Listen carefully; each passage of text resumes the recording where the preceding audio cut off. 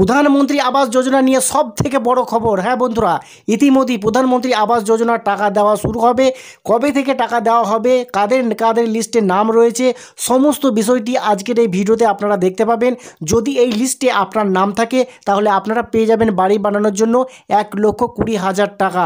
প্রথম কিস্তি 60,000 টাকা সরাসরি আপনাদের ব্যাঙ্ক অ্যাকাউন্টে ঢুকে যাবে। তো কিভাবে আপনারা চেক করবেন যে আপনার নাম রয়েছে কি না?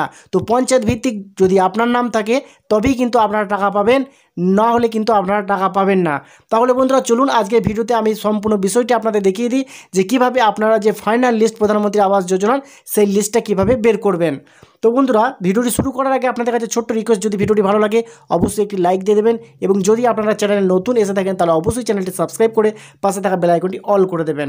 তো বন্ধুরা প্রথমে আপনাদের মোবাইল কম্পিউটার কিংবা ল্যাপটপ থেকে যে কোনো একটি ব্রাউজার ওপেন করে নেবেন। তো ব্রাউজার ওপেন করার পর সার্চ বক্সে লিখবেন RH রিপোর্টিং। তো RH রিপোর্টিং লেখার সঙ্গে সঙ্গে আপনারা দেখতে পাবেন একটি নতুন একটি ওয়েবসাইট এখানে দেখতে পাবেন RH-reporting.nic.in।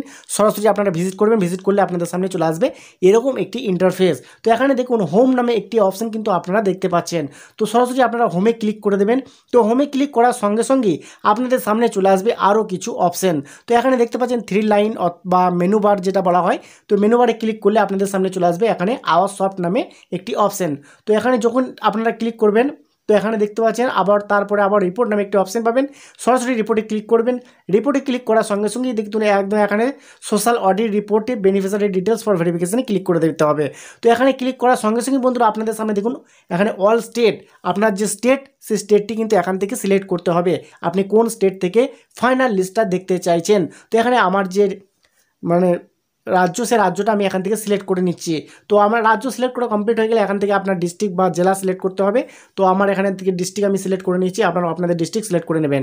তারপরে এখান থেকে আপনার ব্লক সিলেক্ট করতে হবে, আপনি কোন ব্লক থেকে লিস্টটা দেখতে চাইছেন। তো এখানে আমার ব্লক আমি সিলেক্ট করে নিচ্ছি আপনাদের দেখানোর জন্য, আপনারা আপনাদের ব্লক সিলেক্ট করবেন। তারপরে বন্ধুরা ব্লক সিলেক্ট করা কমপ্লিট হয়ে গেলে এখানে জিপি বা গ্রাম পঞ্চায়েত নামটি আপনাকে খুঁজে বার করতে হবে, আপনি যে গ্রাম পঞ্চায়েত থেকে লিস্টটা দেখতে চাইছেন।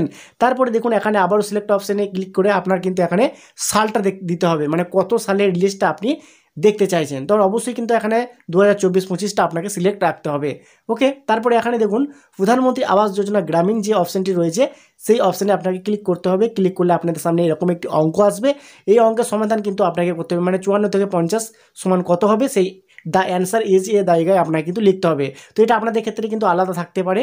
তো এখানে আপনারা অঙ্কটা ভালো করে দেখে নেবেন এবং সমাধান করবেন। তারপরে বন্ধুরা দেখতে পাচ্ছেন যে ফাইনাল লিস্ট পঞ্চায়েত ভিত্তিক সেই লিস্টটা কিন্তু আপনারা দেখতে পাচ্ছেন। তো এইভাবে কিন্তু খুব সহজে আপনারা লিস্টটা বের করে নিতে পারবেন। ধন্যবাদ।